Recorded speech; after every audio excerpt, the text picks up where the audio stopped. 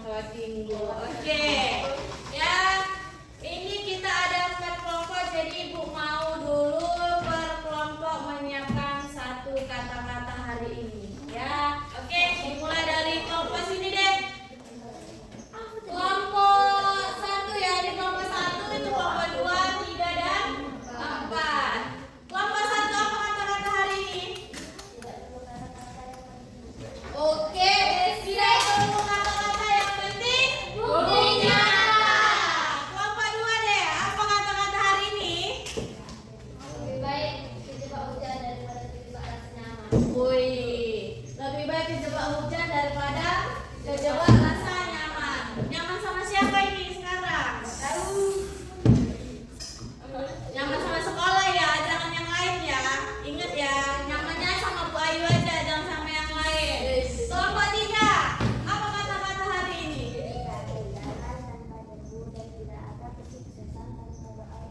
Tepuk tangan dulu. Tidak ada jalan tanpa debu, tidak ada kesuksesan tanpa doa ibu. Sebelum berangkat ke sekolah minta doa nggak sama mamanya? Benar. Jangan minta doa sama pacar ya, nggak ada faedahnya. Minta doa sama orang tua. Ini terakhir. Berunding apa kalian? Oh, belum lagi. Apa kata-kata hari ini? Lelah tapi bukan Lelah tapi berarti menyerah. lelah bukan berarti menyerah, ya kan? Jadi walaupun kita capek bukan berarti besoknya kita harus menyerah, namun makin semangat seperti hari ini. Walaupun hari ini jam terakhir tapi kita masih semangat. Oke ya. Hari ini kita masuk materi mengenai teks laporan hasil observasi yang tujuan pembelajaran kita adalah agar peserta didik mampu memahami apa itu teks laporan hasil observasi. Yang kedua, peserta didik mampu memahami dan mampu membuat teks laporan hasil observasi. Oke, minggu lalu Ibu udah pernah menyampaikan apa itu teks laporan hasil observasi. Siapa yang tahu? Apa? Siapa yang masih ingat? Oke, Nisa, apa itu teks laporan hasil observasi, Nisa? Teks salah satu teks pengamatan. Salah satu teks pengamatan. Mengamati apa? Mengamati Suatu objek. Iya. Jadi teks laporan hasil observasi adalah teks yang membahas mengenai pengamatan suatu objek. Ini ada. Apa itu observasi?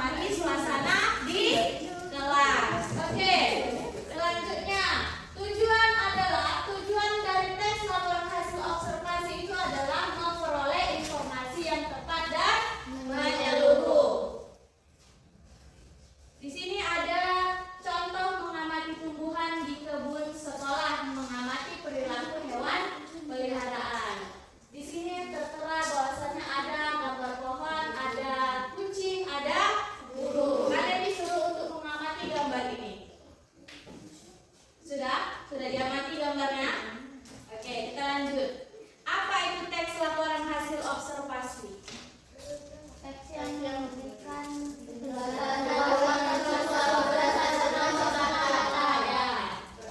Itu tadi sudah kita sampaikan, bertujuan untuk memberitahu pembaca tentang objek yang diamati. Oke, coba buka dulu bukunya. Ya, walaupun kita pakai InFocus, tapi kita juga jangan lupakan buku paketnya karena di situ juga lebih terperinci. Sudah? Ya, biasanya teks namanya sudah teks, berarti kita berbentuk tulisan, membuat sebuah tulisan atau membuat sebuah karya tulis bertujuan untuk memberitahu pembaca tentang objek yang diamati. Contohnya nih, si kakak siapa namanya sayang? Ainun. Udah pernah ke pondok Ainun? Bisa nggak Ainun menceritakan ke kawan-kawannya tentang sudah Ainun lihat di pondok? Ada yang belum pernah ke pondok?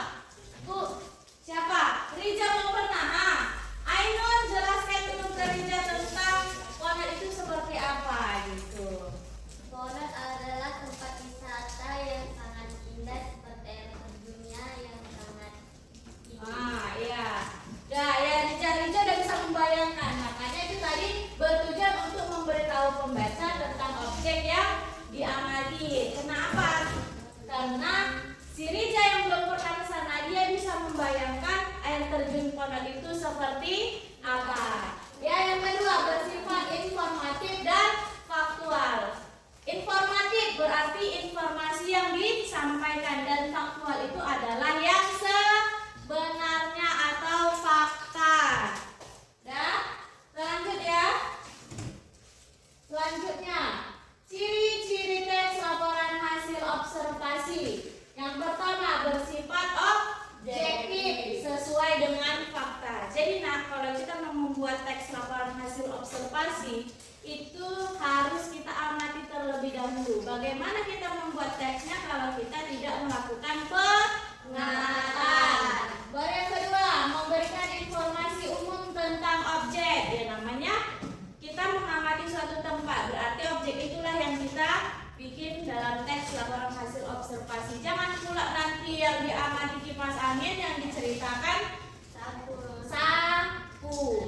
Nah, tuh. Kemudian disusun secara sistematis. Yang dikatakan dengan disusun secara sistematis, dia punya aturan.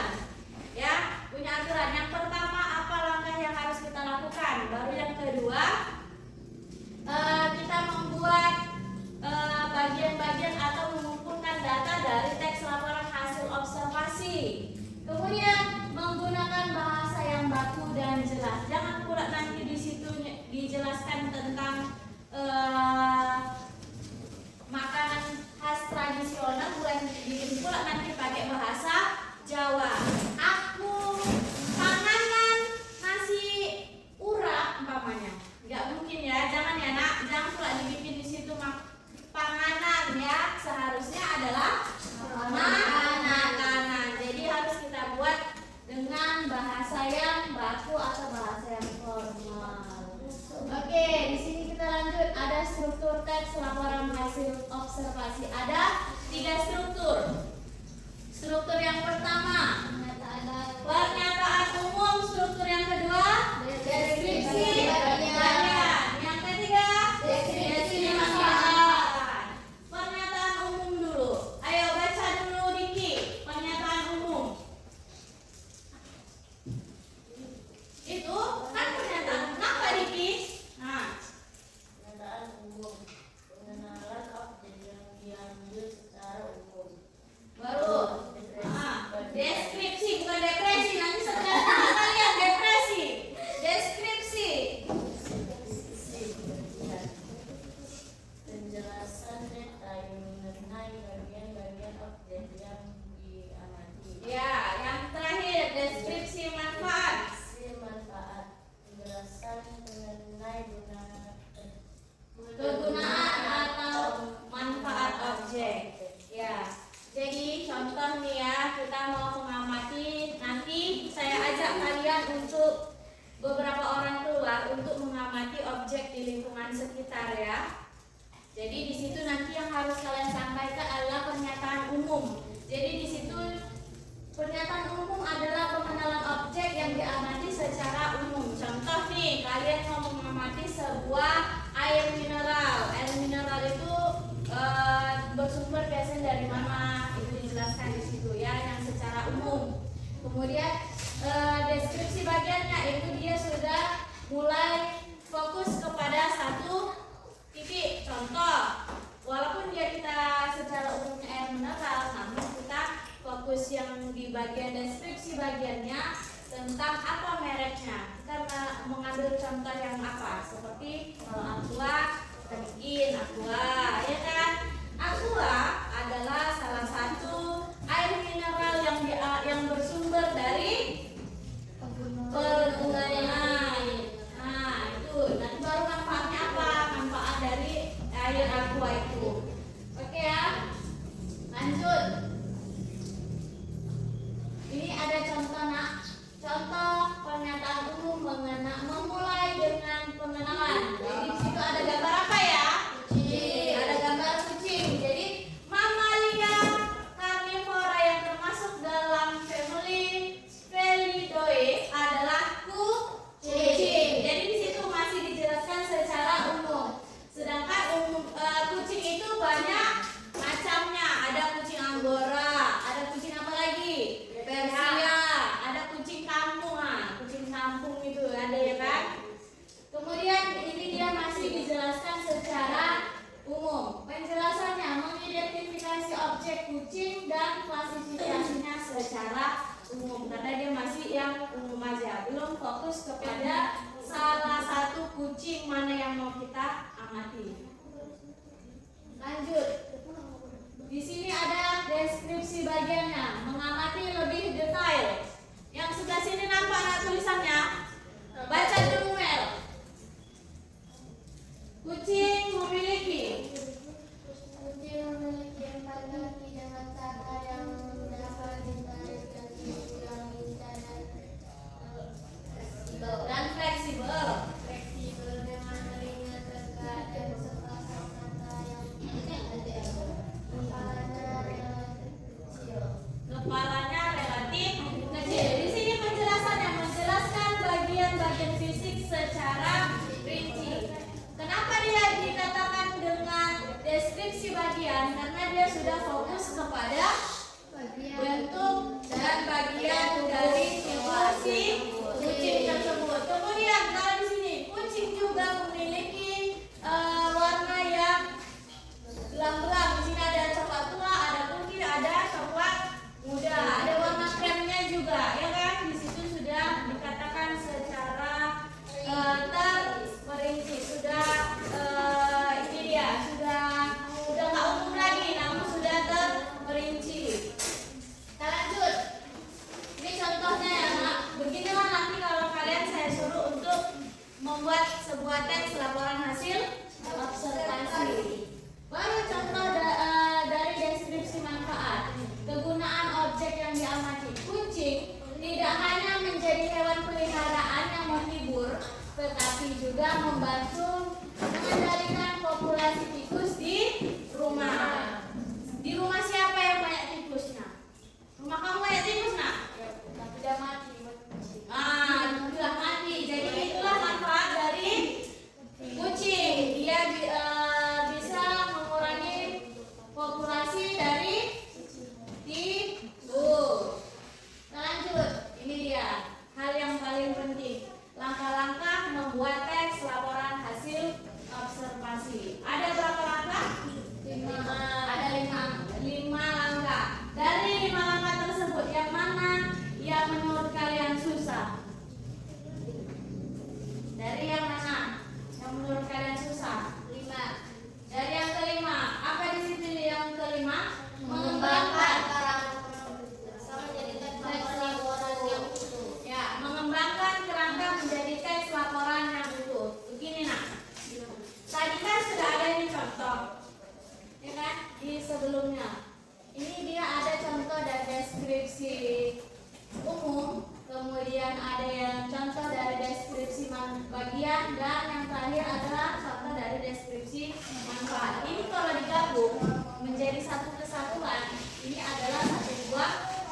laporan hasil observasi yang utuh. Namun sebelum kita melakukan teks laporan hasil observasi, yang pertama menentukan objek yang akan diamati. Contoh nih, saya suruh nanti, ini sekalian tugas saja ya, sekalian tugas.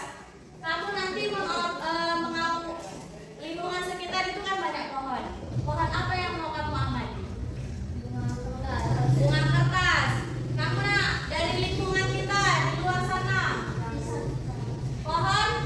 Pohon jambu. Kamu nak pohon pisang.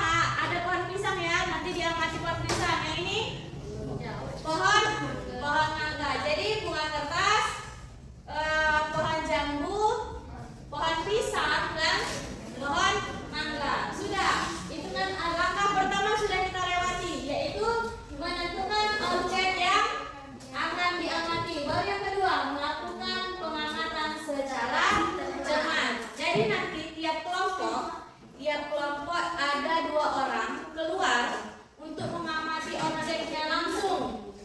Ya, untuk mengamati objeknya langsung apa saja yang ada di pohon yang sudah kalian tentukan tadi. Kemudian yang ketiga, mencatat hasil pengamatan. Jadi 2 orang itu tadi nak tugasnya selain mereka mengamati, mereka juga mencatat apa-apa saja yang ada di pohon tersebut. Bentuknya seperti apa, kemudian ada nggak buahnya. Seperti kalau pohon pisangnya masak atau mentah, itu nanti dicatat ya nak. Kemudian yang langkah keempat, menyusun kerangka laporan. Ya, menyusun kerangka laporan. Baru yang ketiga yang kelima mengembangkan kerangka menjadi teks laporan hasil observasi. Jadi itu nanti setelah kalian melakukan pengamatan dan pengumpulan data, baru kalian tuangkan ke dalam bentuk LKPD. Nanti Ibu kasih LKPD ya. Ini nanti dia sudah punya formatnya masing-masing ya. Di sini ada judul kegiatannya apa, pernyataan umumnya, masukkan mana yang termasuk dia pernyataan umum dimasukkan di kolom pernyataan umum, mana yang dia deskripsi bagian masukkan di kolom deskripsi bagian. Jangan nanti terbalik, ya. Makanya di sini sudah ada dia susunannya. Makanya dia tadi dikatakan teks deskripsi ini tersusun secara sistematis karena dia sudah ada aturannya. Yang pertama kali di paragraf pertama apa yang harus dimasukkan. Disitulah dia ya. Oke, sampai sini ada yang mau ditanyakan? Nggak ada. Udah mau pulang aja nih kayaknya ini. Nggak semangat. Nanti saya kasih kuis deh. Ya. Hadiahnya masih hadiah yang sama. Penggunaan bahasa dalam teks laporan. Yang pertama menggunakan kata benda dan frasa benda. Yang kedua menggunakan kata kerja tindakan dan deskriptif. Nah, namanya udah menjelaskan, berarti dia udah deskriptif. Yang ketiga menggunakan istilah teknis atau ilmiah jika perlu. Ini anak kalau perlu dia menggunakan kata ilmiah ya. Contoh nih, saya tahu nama lain dari padi. Padi itu nama lainnya adalah beras. Padi itu bukan nama lainnya beras. Setelah diolah, ya dikupas itu kulit padinya, dia baru jadi beras. Nama lain dari padi itu adalah Oryza sativa. Ya. Oke, yang keempat, menghindari penggunaan bahasa yang subjektif atau opini pribadi. Yang dikatakan dengan subjektif itu adalah pendapat dari orang lain, sama halnya seperti opini pribadi. Oke, ini dia. Udah keluar gambarnya pakai kaca pembesar, berarti kita disuruh untuk mengamati. Saatnya mengamati dan melaporkan. Kalian akan berlatih membuat teks laporan hasil observasi tentang objek sekitar sekolah atau rumah. Tadi udah ditentukan ya, kalian mengobservasi apa objeknya? Ya, Bu. Oke, ini udah ditentukan. Pilihlah satu objek di sekitar kalian, lakukan observasi dan catatlah hasilnya. Oke, saatnya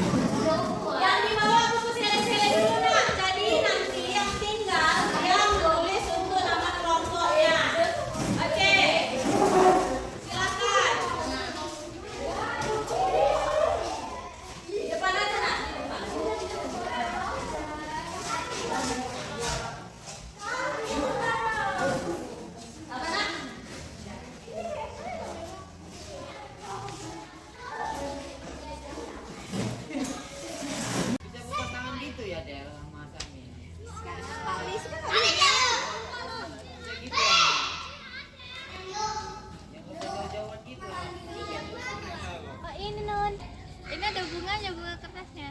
Bunga kertas bisa mempunyai duri ya yang sangat tajam. Terus tapi dia nggak dikasih pot. Iya. Jadi dia ini tumbuhnya di Warna bunganya pun warna pink. warna pink cantik. Itu ada sepatu nggak di kelas? Oke, sudah nak? Sudah dibikin nama kelompoknya? Oke, sudah? Yang lain sudah mengamatinya? Ayo, masuk nak? Sudah Ainun? Iya, ayo. Masuk nak? Tadi buatnya itu lapor hasil.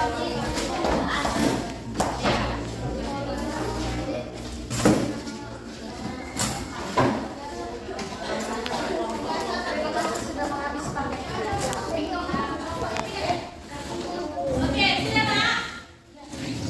Sudah diobservasi tadi kan? Ada apa aja dari pohon jambu itu? Ada banyak. Ada buahnya. Ada daunnya. Berbuah ya jambunya ya? Oke, kalian tadi mengobservasi apa nak? Pohon pisang. Ada ininya, buahnya. Ada. Udah masuk? Oh, berarti kayak pisang-pisang raja itu ya, pisang merah ya. Ya, bikin nama kelompoknya kelasnya kelas 8 ya. Iya. Apa nak? Ya. Oke, bikin aja. Oke, ya. Baik tadi, dan observasi nak, silahkan tuangkan di kertas yang saya bagikan tadi.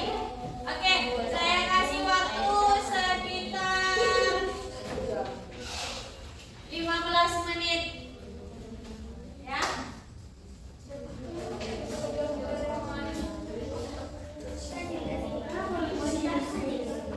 Oke, boleh diskusi ya.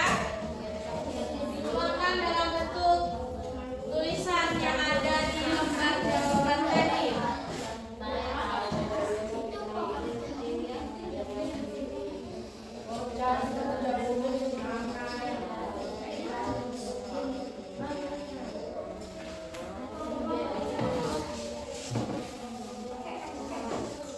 Udah Diki? Silakan kerjakan Diki.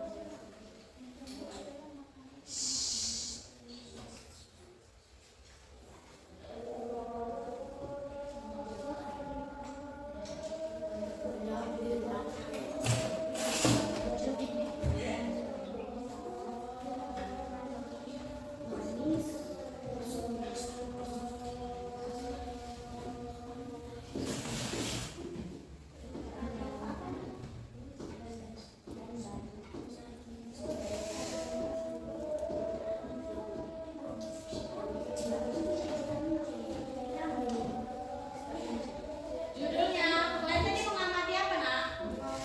Nah, berarti judulnya adalah pengamatan tentang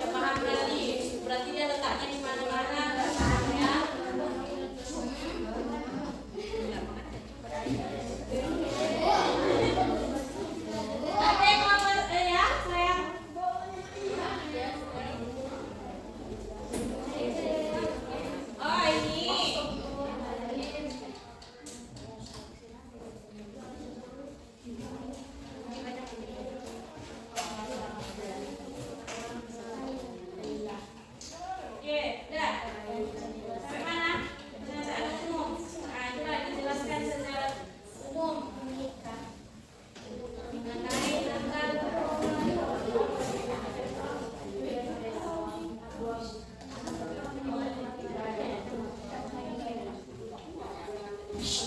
Oke, ini apa nak? Apa lagi? Belum. Nah, apa lagi Rija? Nah,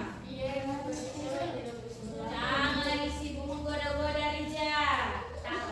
Bahagia kali kau ya Rija.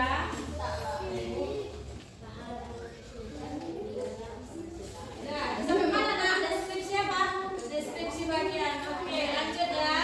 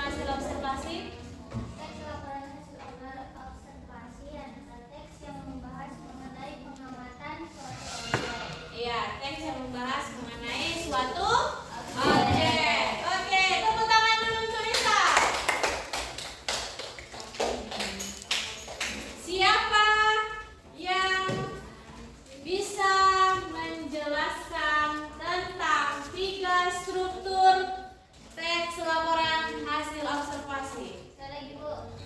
Dan tidak bisa, jangan bisa aja. Sekarang siapa ini? Oke, Ainun. Apa Ainun? 3 struktur. Yang pertama, Pertanyaan umum. pertanyaan umum. Pernyataan umum. Yang tadi kan ada ibu kasih tabur-tabur tadi 3. Itu kan ada tadi soalnya, ya kan? Udah tinggal masukkan. Baru yang kedua, Deskripsi bagian. deskripsi bagian. Yang ketiga, Deskripsi manfaat. deskripsi manfaat. Dari dari lembar kerja tadi ada tuh kolom-kolom, berarti kalian tidak memperhatikan tuh, ya kan? Padahal di situ tadi ada jawabannya. Oke, selanjutnya, ya tepuk tangannya lah dulu untuk Ainun. Ada berapa ciri tadi? Ada 4. Apa aja cirinya? Bersifat objektif, terus bersifat informatif. Ya, disusun secara sistematis. Ada lagi? Menggunakan bahasa yang baku. Ya, menggunakan bahasa yang baku. Oke, tepuk tangan. Ya, jadi dari materi kita hari ini udah ada yang bisa menyampaikan apa itu pengertian dari teks laporan hasil observasi. Yang kedua, udah ada yang mengetahui mengenai 3 struktur, ya kan? 3 struktur dari teks laporan hasil observasi. Dan yang terakhir ada 4 ciri teks laporan hasil observasi. Oke, dari pembelajaran kita hari ini, ya, tugas untuk di minggu depan kalian saya tugaskan untuk membuat teks laporan hasil observasi secara pribadi. Contoh nih, ya. Contohnya, ini ada permen. Ada permen. Rija, perhatian dulu ya nak. Nah, biar pulang kita ini. Ini ada permen, bungkusnya aja yang diambil, baru kemudian ditempel di kertas ataupun di buku kalian, ditempel. Kemudian baru buatlah teks laporan hasil observasinya di bawahnya. Jadi biar saya tahu objeknya itu apa. Bisa bungkus deterjen, bebas. Bisa jajan, apa jajan boleh. Ya, bebas ya nak, apa yang mau dibikin. Tapi ingat, objeknya itu harus ditempel juga. Jadi biar saya